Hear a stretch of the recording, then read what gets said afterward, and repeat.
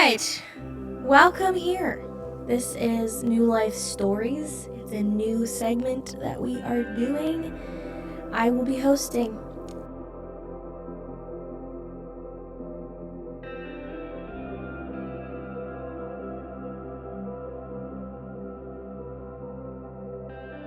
And today, our guest is Pastor Samuel Birch. Yeah, so we're going to talk about stories of our leaders and get to know each other a little bit more. I mean, we don't need to get to know each other more. We know each other pretty well. Pretty well. I mean, maybe I'll learn something that I didn't know, which would be kind of cool. But I don't think that's going to happen. Today, I wanted to ask you about your salvation story. It's a little bit different than... I mean, it's one side being growing up as a Christian. As a Wow. Christian. She's going full native. I did that for you guys, so you would feel welcome. But I wanted Not to talk working. a little bit more about what it's like growing up as a Christian. Okay. So my first question is, what was it like growing up as a Christian? Wow, I did not see that coming. Wow. Shook. What was it like growing up as a Christian? Do you have like some more questions to follow up with that? Because I don't. Yeah, I like mean, what did you... I don't know What were how your it wasn't expectations? growing up as a Christian. Okay, yeah. What were like the expectations you felt, or like the environment? What did that feel like? Well, it felt good. Yeah. I don't know. I didn't really have anything much to compare it to. Right. I was homeschooled pastor's kid, so there was a lot of there's a lot of things that I just was unaware of because of that. So Such as.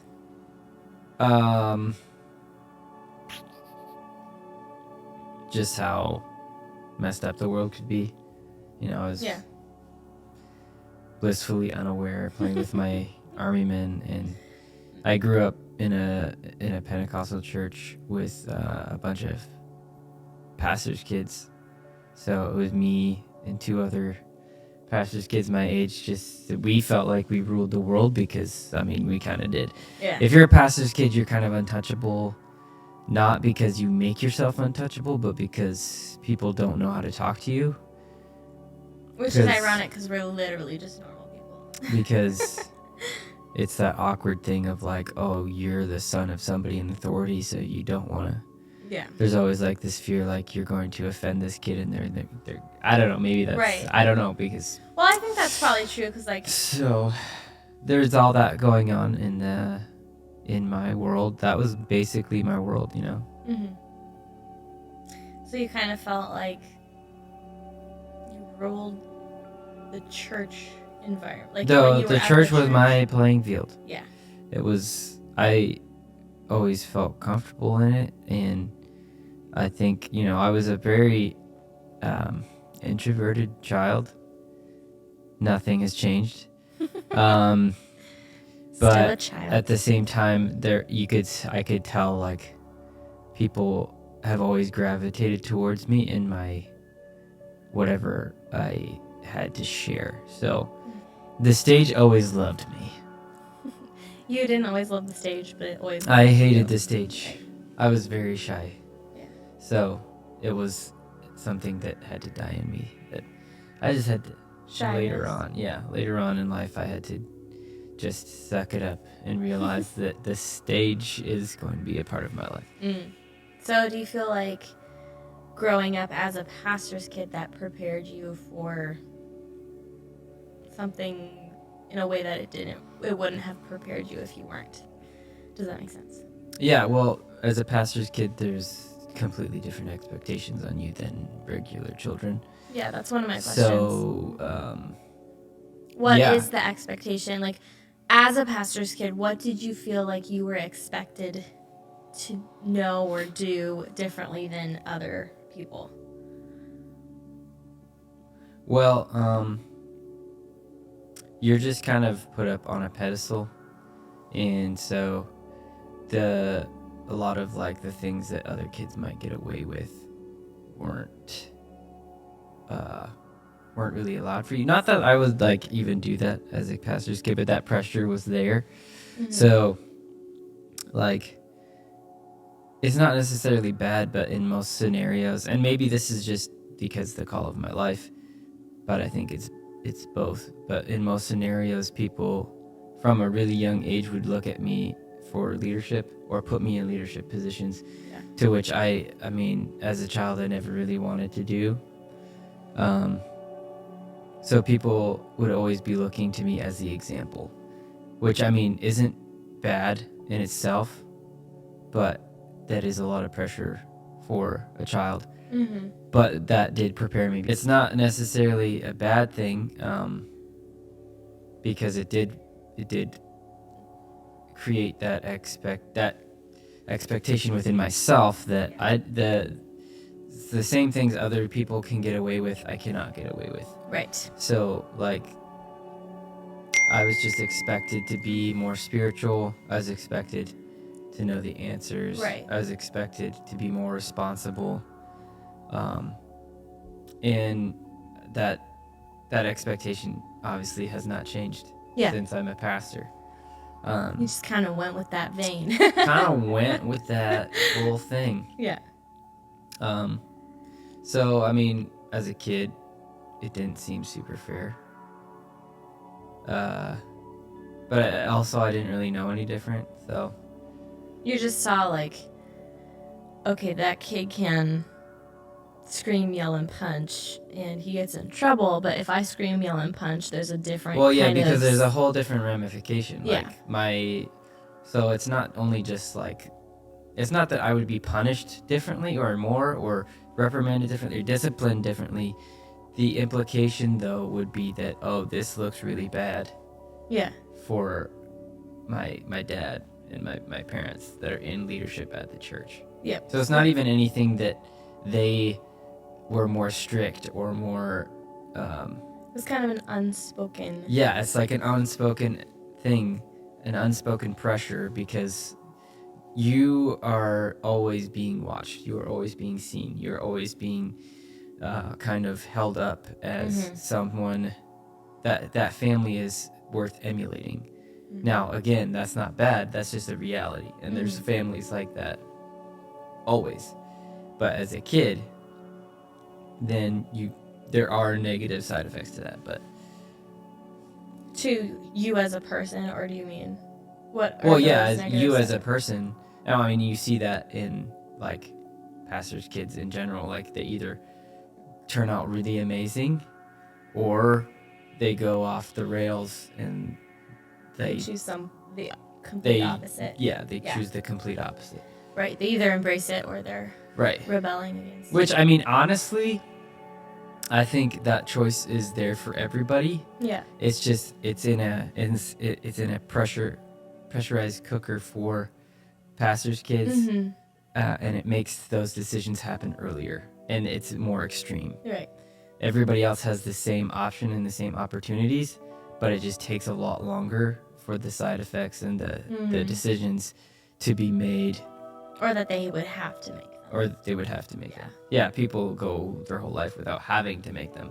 Yeah. So this isn't like a pity party. This is just a reality of like. Yeah, well, and like people notice more just because you work.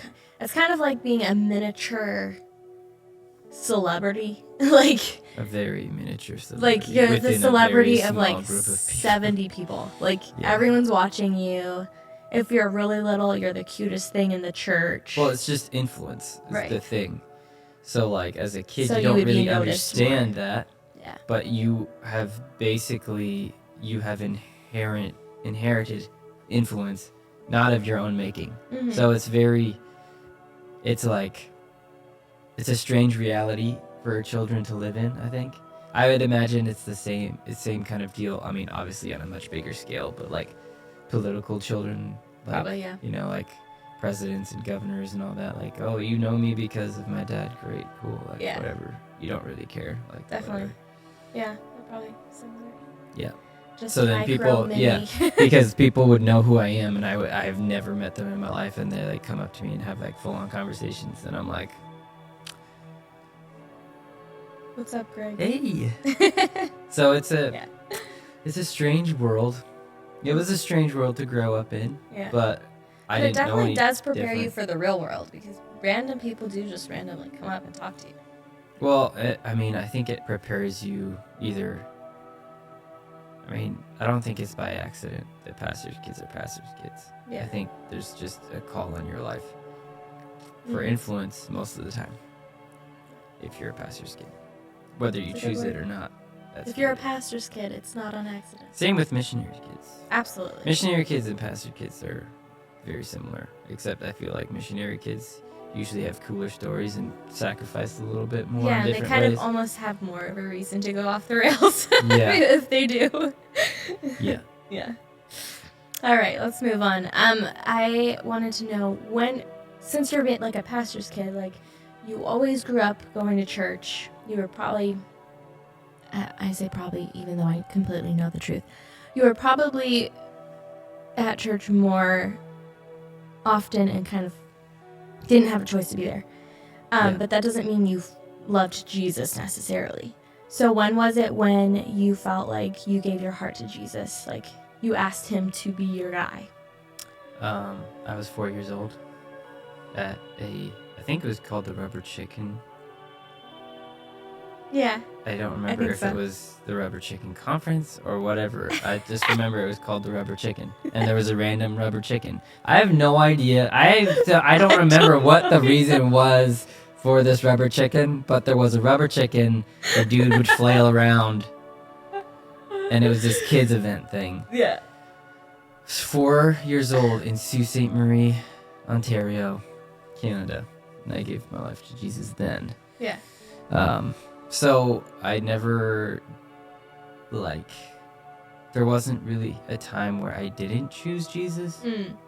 I mean, obviously there was different points in my life where I was doing better than others, but Right. I think from that point on, it was done.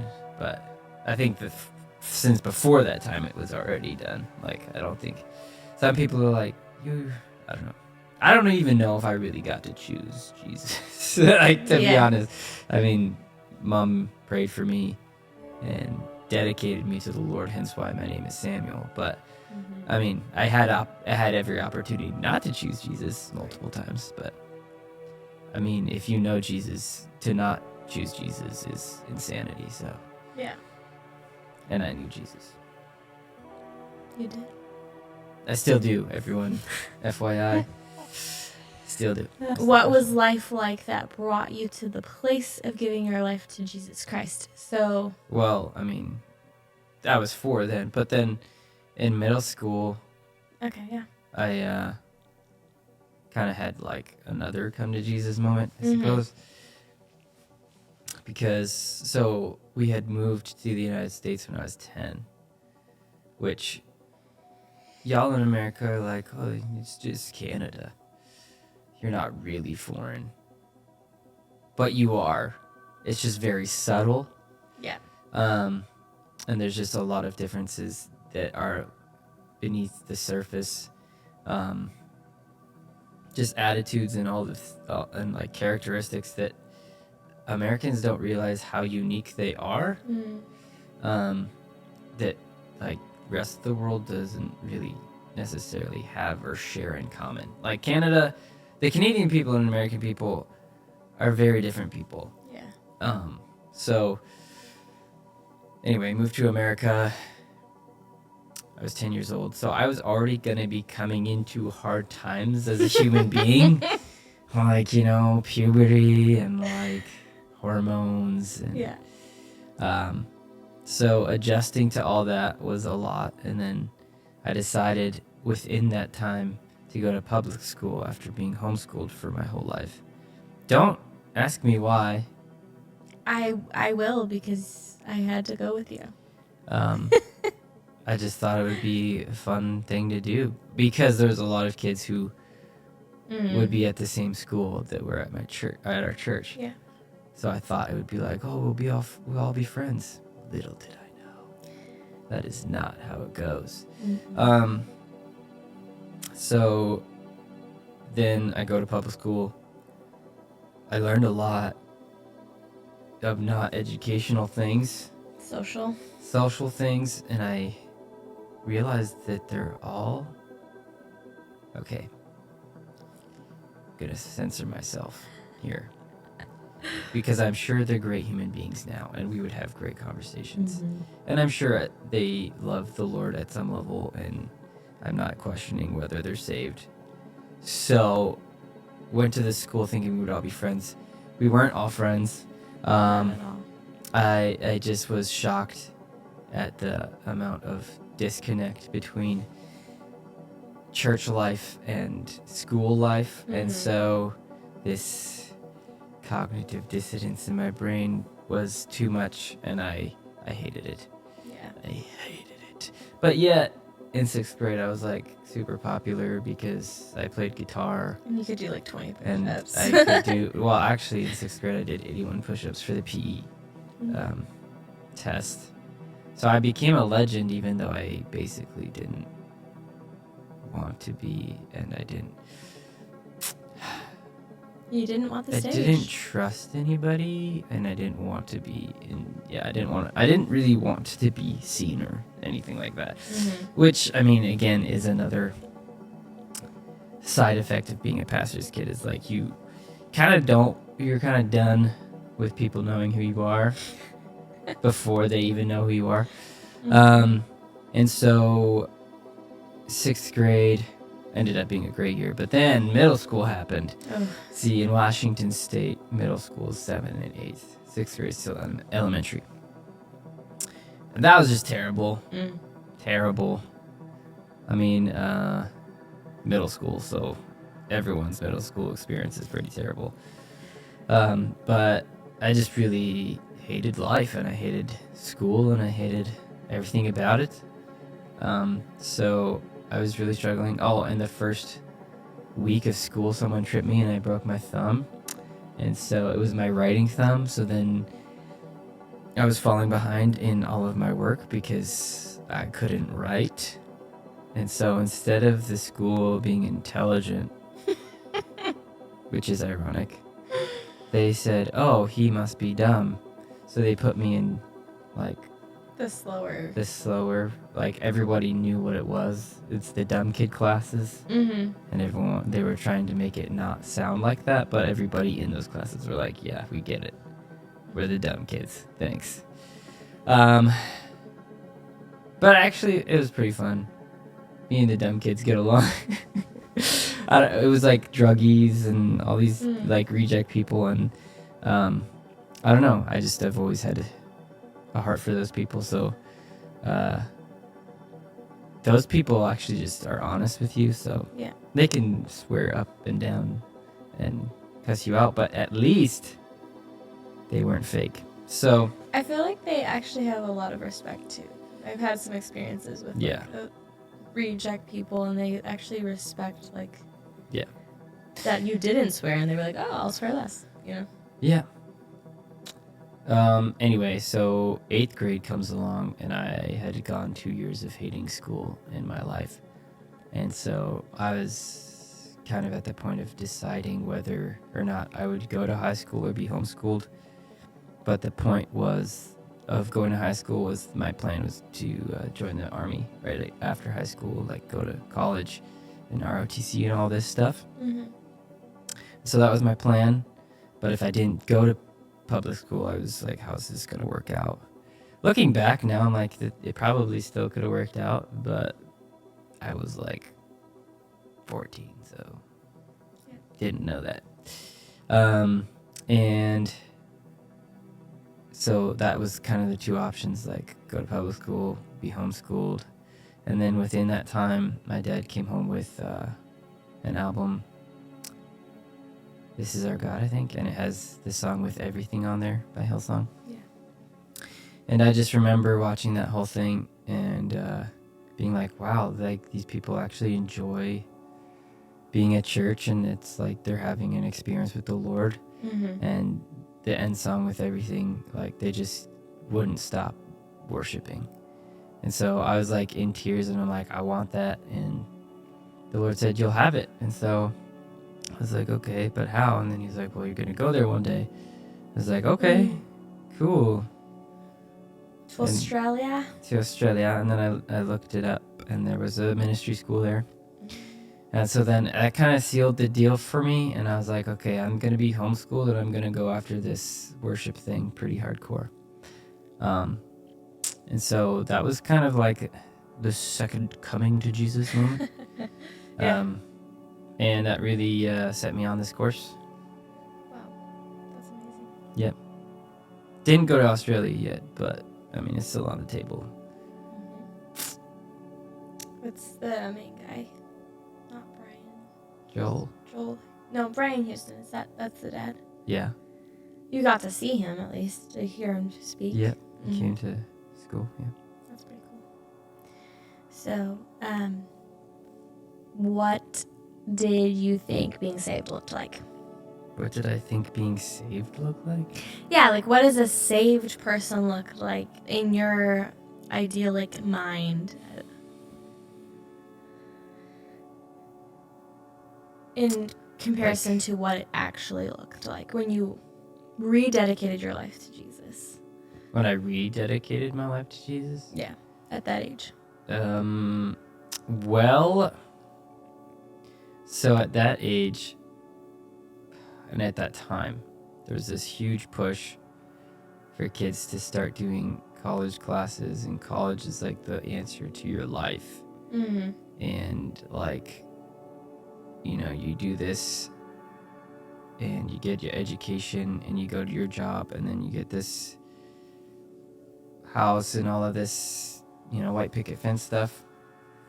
And I just like, this is so repulsive to me. I just, like, no offense to anyone who actually did that. That's great for you. Yeah.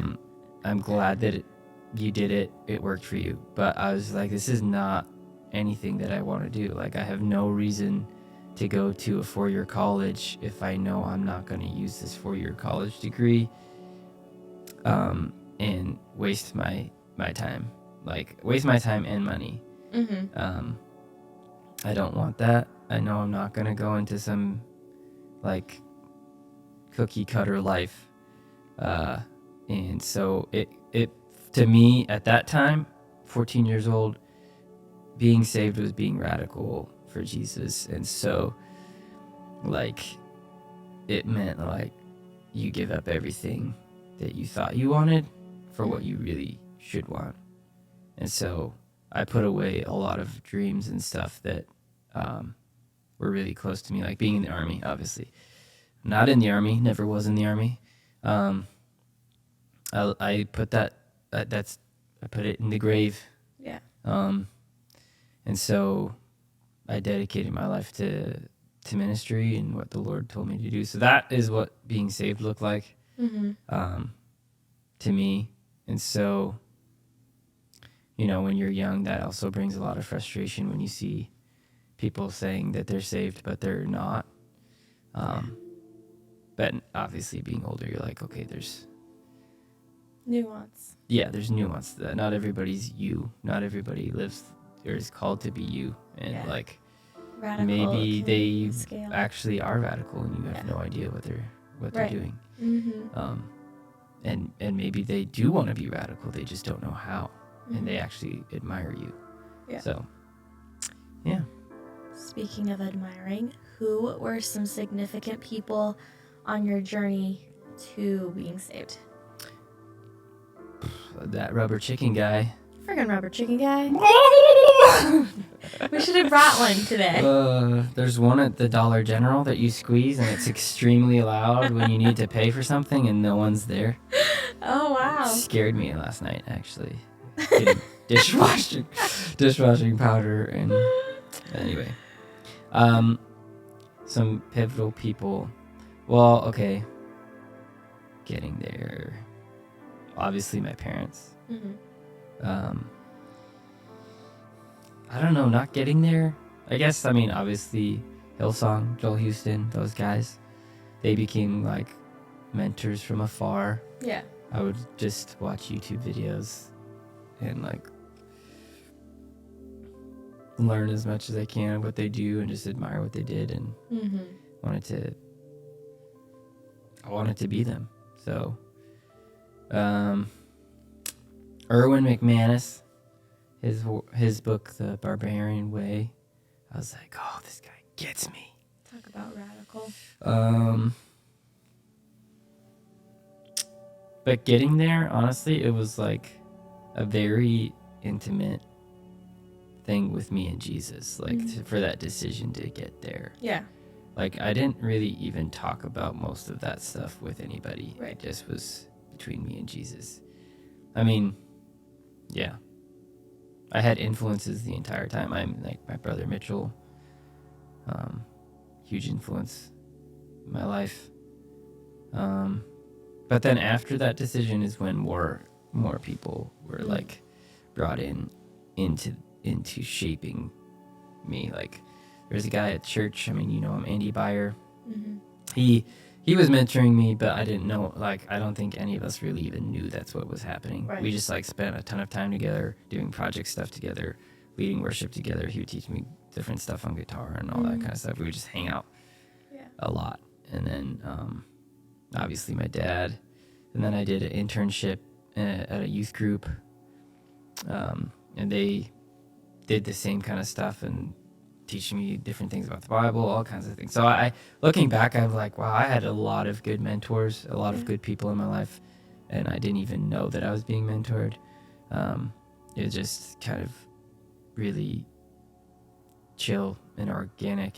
But I was also very willing. Like, I didn't have a lot of these other things vying for my attention. Like, I didn't do sports. I didn't have a bunch of like things that my schedule was very open, and I went after what the Lord was providing for me. At one point in my high school experience, I was doing worship stuff 5 nights a week, and mom and dad had to tell me that I have to drop something. Yeah. Because I was falling asleep on the couch like at 2 in the afternoon. Yeah. So That's wild. yeah. So like when people ask like, how did you know, I've had people ask like, how are you so, you know, you seem like you're natural at the worship thing. Like, how do you get people to get into worship and all that? I'm like, I don't It's really just know who you are now. Well, I mean, I think a lot of times, I mean, yes, it's a call on my life and it's something that the Lord's put in me and that I carry. Mm-hmm. But I think people really underestimate the fact that you have to put in a lot of work. Yeah. And you have to put in a lot of hours for things like that to seem natural. Because it is not my natural state to want to be on stage in front of people singing songs on my guitar.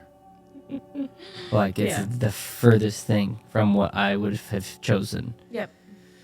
So, and even more so uncomfortable is speaking in front of people. Absolutely. I don't think people understand how shy I was when Dad shaved his head and his beard for the first time and popped that. I hid under the table because he was a different person. He was a different person, and you're in my house. Who are you? I don't know that. I don't know you. So, you know, yeah, it's not something that just like.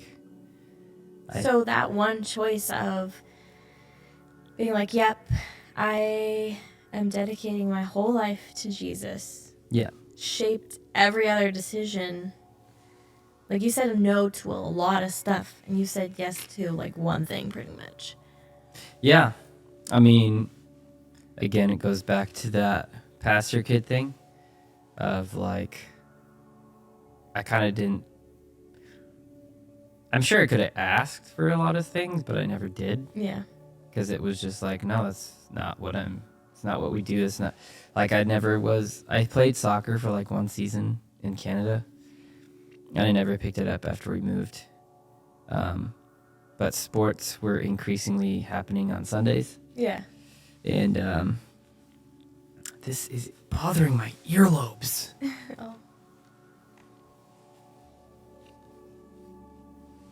Somehow that works better.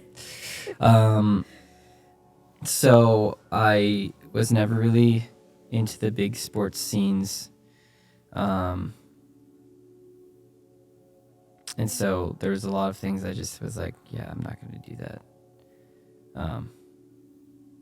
But I think that's also part of my personality. Hence, I'm an introvert. So I don't, my happy place is like reading books and playing games. And like, it's a rare time where I'm like, man, you know what? I need to hang out with some people. Usually people have to tell me that. And then when I do actually end up hanging out with people, then I'm like, oh, I feel so much happier now. Yeah. That's weird. So I think that's just part of my personality. Yeah. Where I don't need a lot of external hype things, so I can easily be very focused. It's a good thing and a bad thing. Yeah. Because like you said, you forget that you need people. Yeah, and Yeah. I can just... Hermit. Yeah, I could just be a hermit, and it could get very weird. I learned that when I was unemployed, that I actually can't stay home all day and be a healthy person. That's just, I get very cranky. Oh. Yeah. Bored. Okay, so keep a job. Keep a job, everybody. Keep working. So to wrap up today's thing, what would your advice be for two people? The pastor's kid and the newly saved person. Pastor's kid, I want to say to you, go out of your way to actually be pastored. Good advice. Actually go out of your way to be mentored and be in community. Being a pastor's kid can be very isolating and very...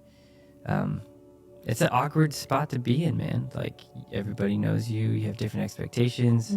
Mm-hmm. Like, it's there's not a whole lot of people like you. But push past that and get yourself in community with people and realize that people actually do care for you just for you being you, not because you're the pastor's kid. Mm-hmm. And get really deeply connected in friendship and being pastored right in your church. That's a choice you need to make for yourself. And yeah, don't allow the pastor's kid thing to be like, oh, become this bitter thing. Like, that's up to you. How your experience goes is up to you.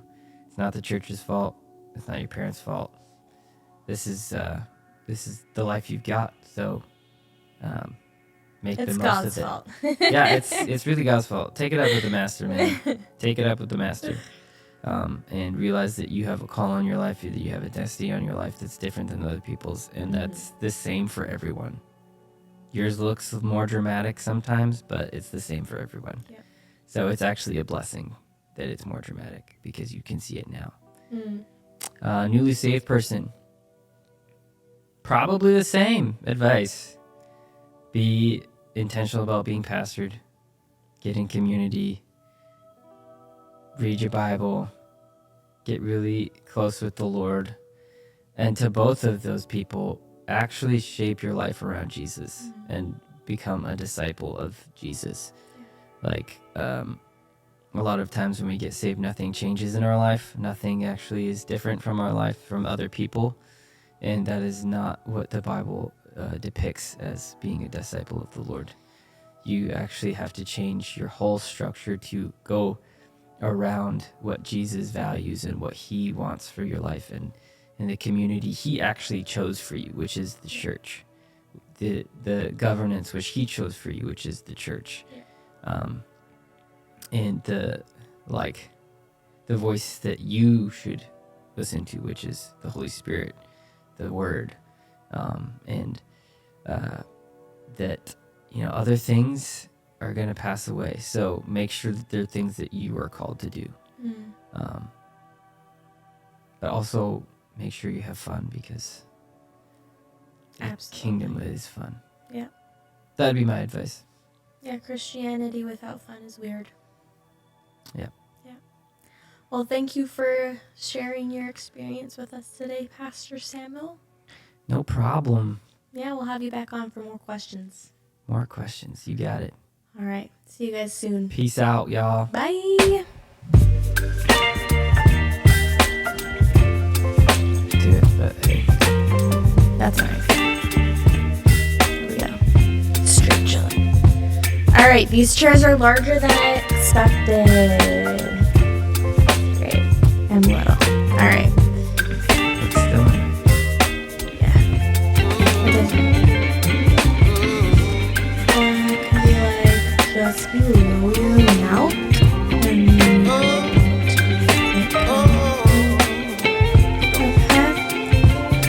And a little bit.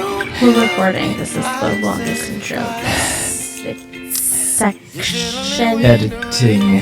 Editing. Ting.